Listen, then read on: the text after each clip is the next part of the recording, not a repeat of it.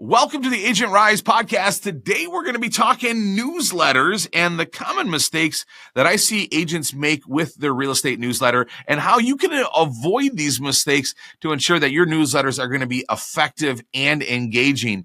And if you've been mailing for any time now, maybe you're not seeing the return and the frustration is starting to mount. You're seeing putting that effort out every single month, but the results are just not coming.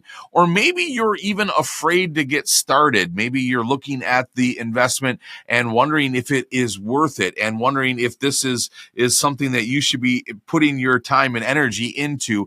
If you're in either one of those departments, this episode is for you. We're going to uncover the 7 mistakes that I see real estate agents make with their newsletters. And I'm going to also provide you the practical solutions to avoid them.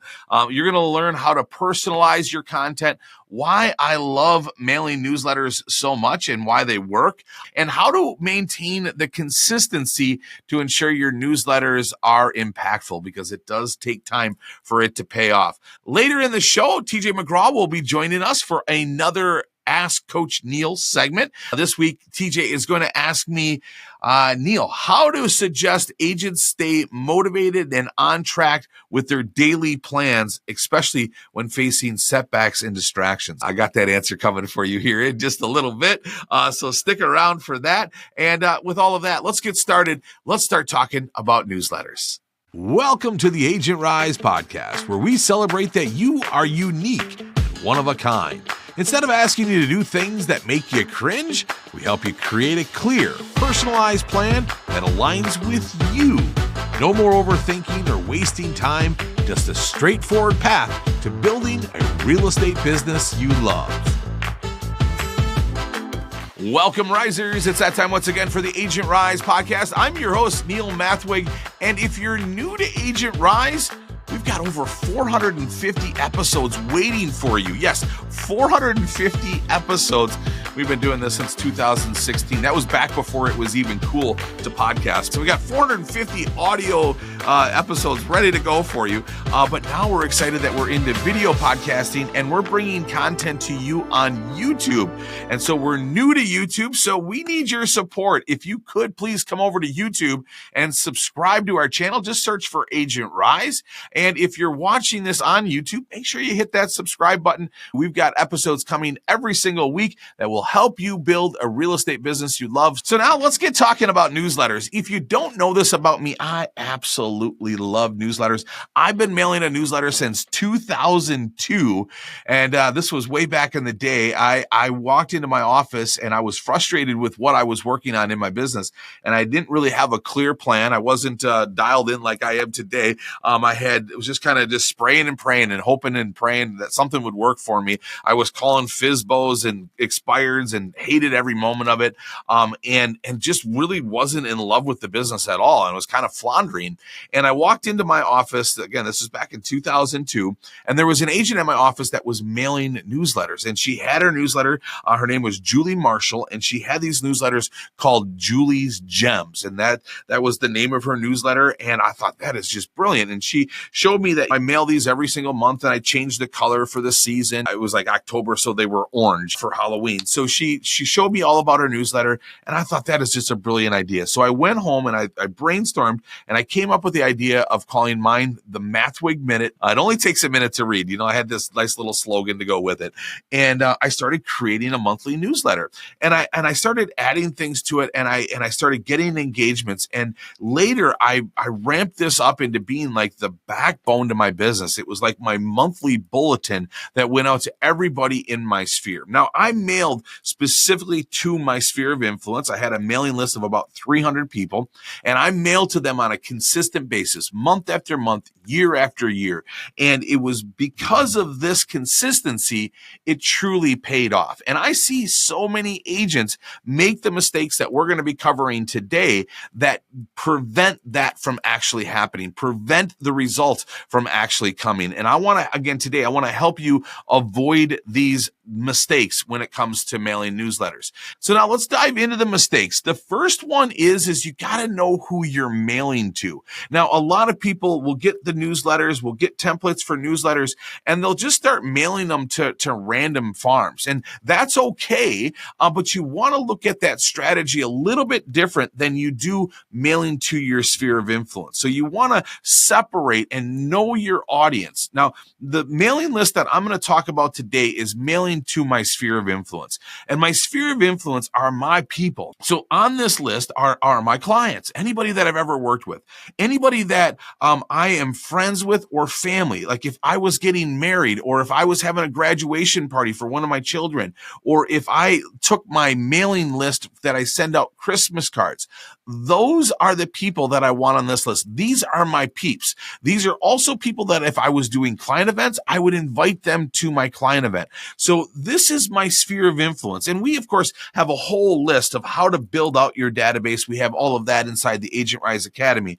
I'm not going to get into all of that, but just know that we want to identify our list in this first mistake. I see some agents adding some people that they know, adding some people from a neighborhood, adding 30 people that they got from a Facebook ad that they did, adding, FISBOs, and just adding a bunch of people and really not truly identifying your list. So the first mistake is make sure that you do not just randomly put people on the list, that this is truly your list, and identify that I'm mailing to my sphere. Or if you're going to identify a farm, like a neighborhood, then that should be a part of your attraction pillar. That's a different plan than what I'm talking about today, and that is mailing to our sphere of influence. So make sure you don't make the mistake of just blending everybody. Make sure you truly identify your audience. The second mistake that I see agents make is not mailing and only emailing. And I get it. Email is so much cheaper.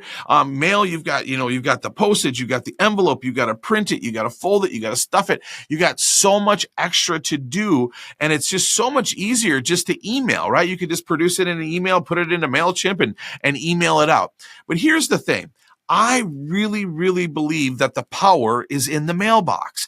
And the reason I believe that is because the mailbox is not noisy, but our inboxes are. And I talk about it all the time. My inbox is like out of control. I just don't delete emails. I have like over 300,000 unopened emails. And I show you that just to say that's how noisy our emails are, right? That's how noisy that inbox is. So that when you when you send an email, the open rates are so low. Now, when you mail, it's the exact opposite, right? It's everybody is going to at least see the envelope. They may throw it away. They may just see the envelope and throw it away, but at least they're seeing your name every single month. So that's the worst case scenario.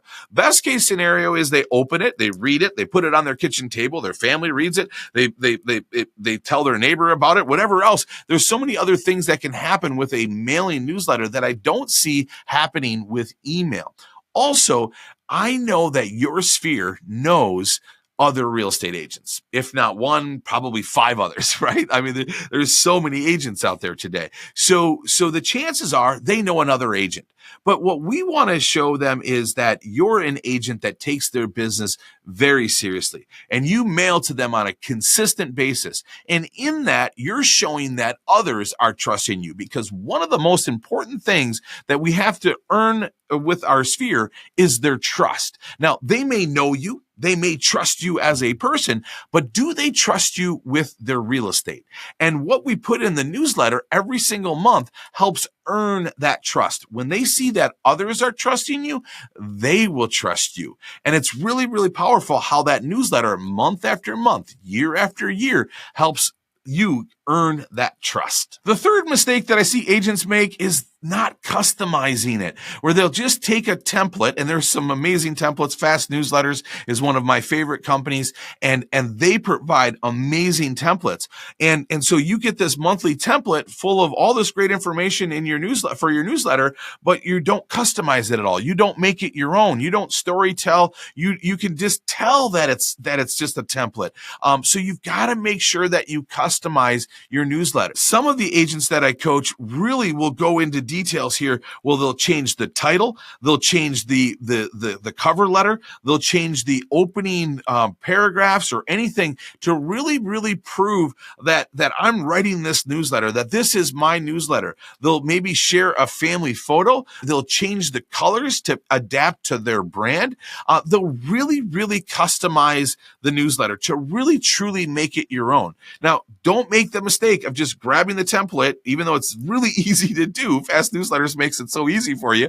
So just don't make that mistake of grabbing that template and then putting that template out there for everybody. Instead, grab it, customize it, make it your own. Maybe even add some of your own private articles, some of the own things that you want to write. With AI today, it's so much easier for us to write.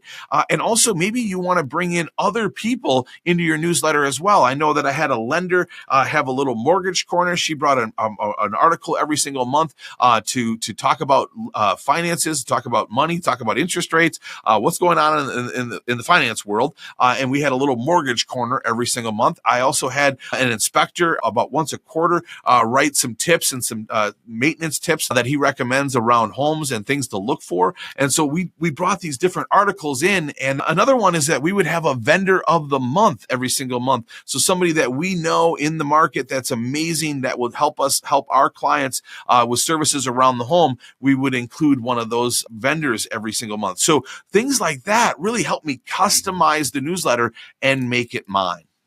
The fourth mistake is I see agents customize it too much to the point where they don't get any template at all. They start from scratch. And that's where I started. So I understand why you'd want to do it. You want to make it your own. You want to be proud of it. And again, that's where I started. And I remember starting it. It was the Mathweg Minute every single month. I created it from scratch.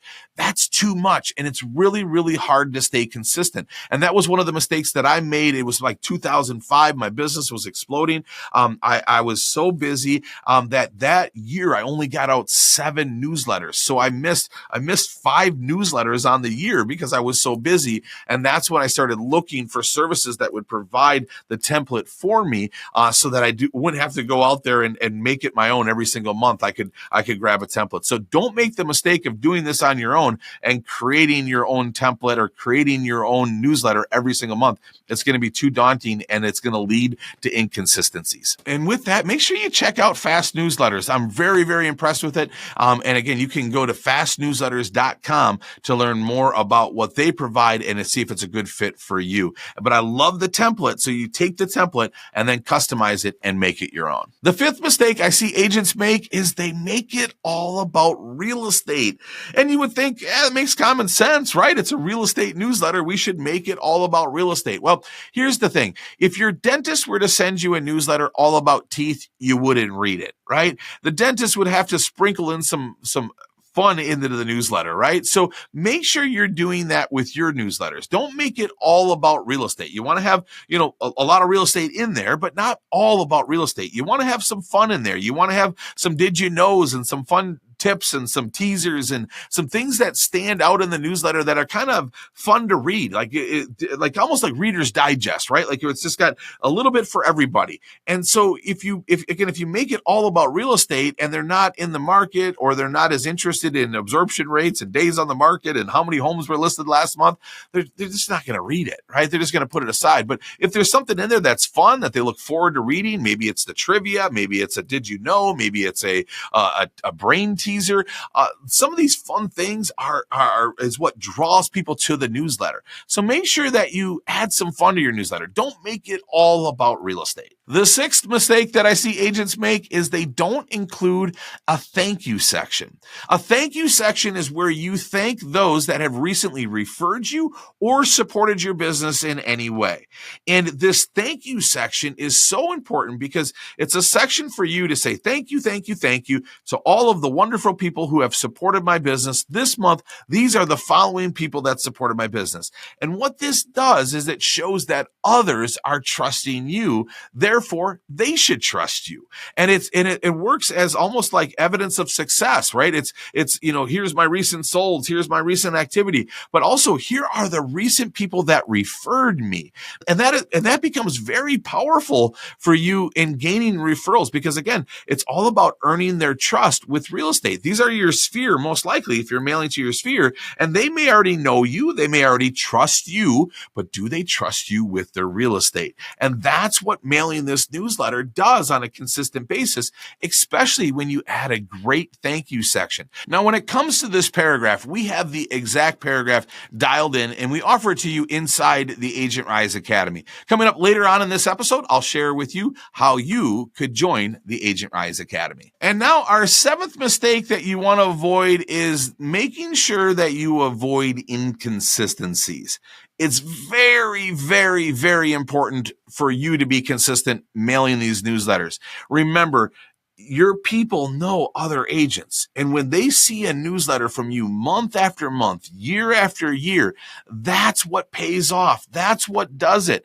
And I've seen agents, cut back when times get tough and they want to pull back, or they want to start doing every other month instead of every month, or they worst, they go to quarterly. You don't want to make those mistakes. The consistency is everything. You delivering a newsletter every single month shows your commitment to the business. They see agents coming and going all the time, but when they see you consistently every single month, it's going to pay off. And I know how hard it is to stay consistent. I get it. I actually, in 2008, I almost stopped mailing. Times got really tough for me. My sales dropped by about 50% in that one season before we got them back up during the recession. I financially, I was in a really, really hard place. I had owned a bunch of real estate that was all collapsing and was leveraged and needed to downsize. And so I was really struggling. And I thought, you know what? I think I need to cut my newsletters. I think I need to save that couple $100 a month, and I need to cut my newsletters. And I'm so glad that I didn't. I had a mentor speak into me and say that's so important for your business. I would not stop mailing your newsletters. Figure out another way to keep mailing them. And I did. I found other ways, and I'm more than happy to share that with you, but I found other ways to keep my newsletter going. And that was a turning point in my business, because it wasn't but just a couple years later is when I saw that huge wave. And I just think about, if I would have stopped mailing newsletters, I never would have seen that. So you've got to stick with it. The consistency piece is so important, and so many miss this. They'll mail for now, they'll mail here and there, they'll mail when they can, or they'll get started and then they don't see any results. It's maybe 6 to 7, 8 months, and you haven't had anybody call you from your newsletter. And this is where you want to quit, right? This is where you want to give up. Please don't quit. The turnaround usually comes in 12 to 18 months. I've seen agents, one after another, break through. Their newsletter really starts to work after that 12 to 18 month period. So you get up to that 12 to 18 months, that's when you're going to start to see the results. Now, a way for you to gauge your results is if you are not getting any returned mail, meaning you're mailing out your newsletter every single month to 100 or 200 people, and you're not getting any returned mail, that means your newsletter is working. If you're getting return mail, your people are choosing another agent and your newsletter is not working. But if you're not getting any return mail, your people aren't moving. Right? Now, you're going to get the people, your sphere are going to call you when they're moving, but they're also going to call you when they refer you, right? So you're just not seeing that yet, but it's just keep coming and keep going, because you're going to get to this place where all of a sudden it's going to break through and people are going to start calling you from your newsletter.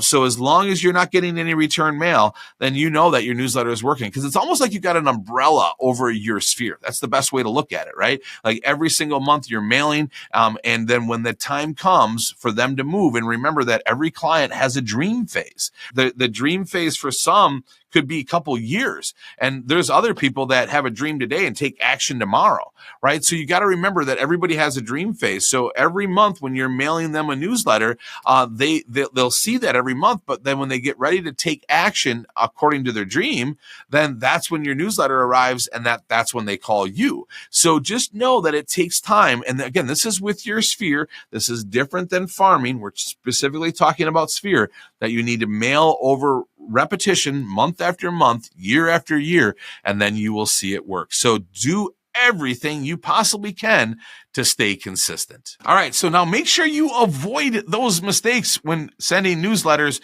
I'm telling you, if you can avoid these, you're going to see the payoff. The return is going to come. I've seen it one agent after another, and I'm excited for you to experience this as well. Now, in just a second, we're going to bring on TJ McGraw for another Coach Neil session. But before we do that, I want you to learn more of exactly how we do our newsletters inside Agent Rise. I've been doing this over for 20 years now, and I want to show you exactly how we do it inside the Agent Rise Academy. I love this industry, and I want to do everything I can to help real estate agents grow and find the same success. So I've taken all of my frameworks, strategies, templates, like we've talked about here today with the newsletters, and I've put them all on one website. It's called the Agent Rise Academy, and it gives you every tool you need beyond just your newsletter. You can stay top of mind with your sphere of influence without cringe. You can find listings when inventory is down. You can attract leads from social media and YouTube,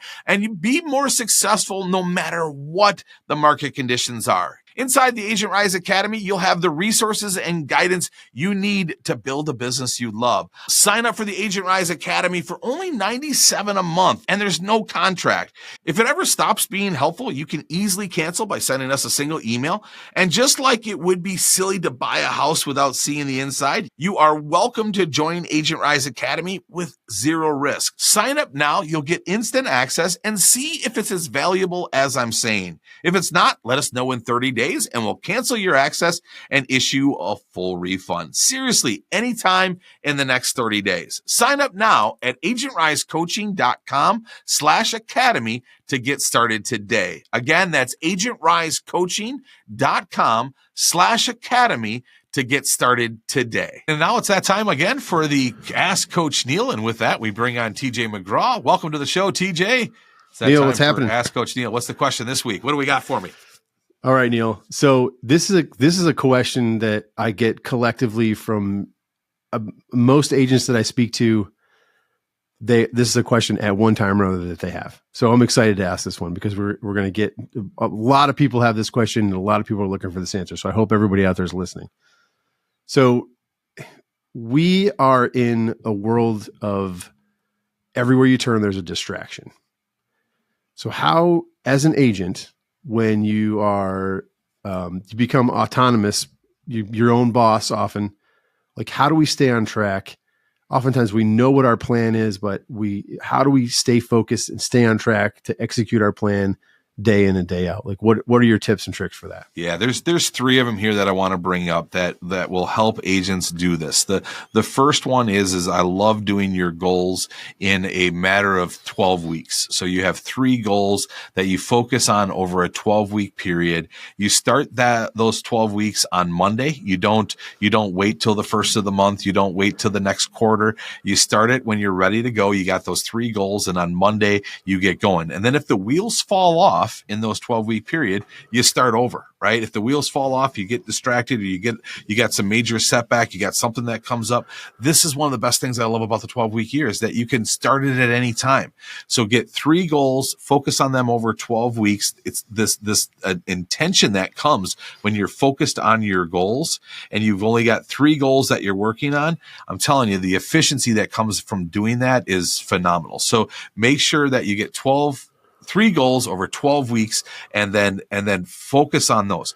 Now, before that, one of the things that a lot of us don't have is we don't have a clear plan that's congruent to us and one that we're staying consistent with. we're spraying and praying, right? One month we're trying one thing, the next month we're trying another thing, and we don't have any consistency to our plan because we don't have any clarity to our plan. We don't even know what our plan is. So start out with a 12-week year to get those 3 goals, to get working towards, to get that momentum going, but then work on your plan. Have a clear plan that's congruent to you and one that you stay consistent with. And for us, we build the 3-pillar plan. So we have what you're going to do for your sphere, what you're going to do for your chase, and what you're going to do for your attraction. And if you don't know what those are, join the academy and let's get going on building out your clear plan.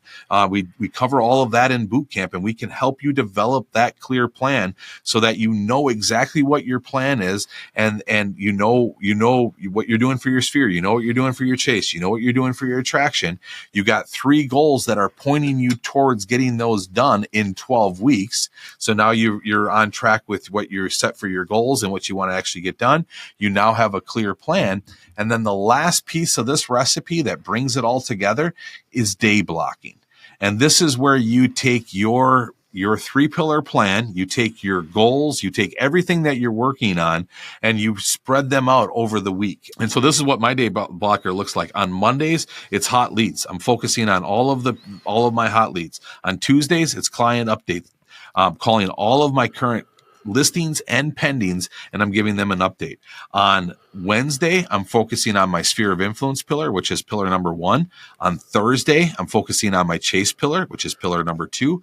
And on Friday, I'm focusing on my attraction pillar, which is pillar number 3. So now I have goals, 3 goals over 12 weeks. I have a clear plan that's congruent to me that I'm going to stay consistent with. And I have a day blocker that's going to tell me what I need to do every single day. When I wake up, it's, today's when we're recording this, it's Wednesday, right? So Wednesday is my sphere of influence pillar today. So today I'm working on my newsletters. Today I'm sending some unsolicited CMAs or some market reviews. Today I'm working on my client event that's coming up in 2 months, right? I'm doing anything that I can for my sphere of influence pillar because it's Wednesday.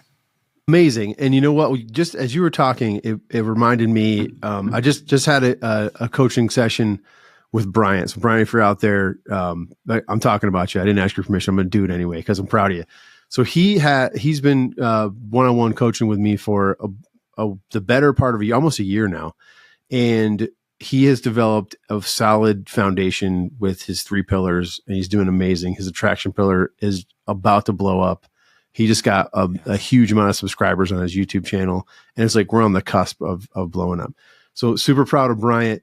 He just had a kind of an unexpected big change in his business that was really outside of his control. Any other agent that was not have the foundation that Brian has, it would have derailed them, and I don't know what would happen. There definitely would have been a bigger, longer period of adjustment and all that stuff. And he really just refocused back to the basics.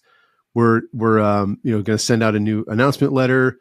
Kind of just it's a minor change, but it's a big change in his business. But I'm not going to go into detail on it. But the point is that he could have sulked and been derailed and not really been able to recover from it. But instead, because of the pillars and because of the Agent Rise steps and having such a solid foundation with sphere, chase, and attraction, like he almost not missing a beat, not missing a beat at all. And so I'm super proud of Brian. If you're listening, keep it up, man. Yes, Absolutely. Yes. See, and this is puts it right to the test here, right? When you've got a clear plan that is congruent to you, one that feels right? And then if you have things that happen, you still got the plan to fall on. We talk about all the time. We always got to get back to the basics, right? Like if something comes up that derails you, you start over. You get the 12-week year. You get the 3 new goals. Like, all right, what are my 3 goals? I'm starting on Monday, picking up my bootstraps here, and let's go, right? And then you get right back on it.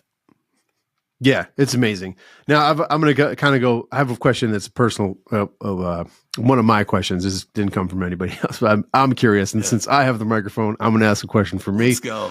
Yeah. What you hear oftentimes about a to-do list and all that. So like. But there's so much power in saying no. So what about a not like a don't do list? How do you feel about that? And then what's the last thing that you said no to that gave more space in your business and in your mind to really focus on what you're focusing on? I love this question, TJ. Thanks for throwing this in there. It's kind of a curveball on me here, but what the area that I see the most agents having a hard time saying no to is the things that they do repetitively, and they think that they do them best and nobody else can do them better. And I add the thing in there that they do it repetitively. Right? Because anything you do repetitively needs to become a system, and somebody else needs to be doing it. And I am floored of how many agents will not release to a transaction coordinator. They stay stuck thinking that I can do everything that a transaction coordinator does. I can save the $300, $400, $500 that it's going to cost me. I don't want to hand my clients off to somebody else. This is something that I should be doing. See, all of these are limiting beliefs. All of this is standing in the way. You should say no to all of those things, and you should have somebody else be doing them. Anything that you do repetitively should be turned into a system, and somebody else should be doing it. Yeah, I was hoping you'd say transaction coordinator. That's the perfect example.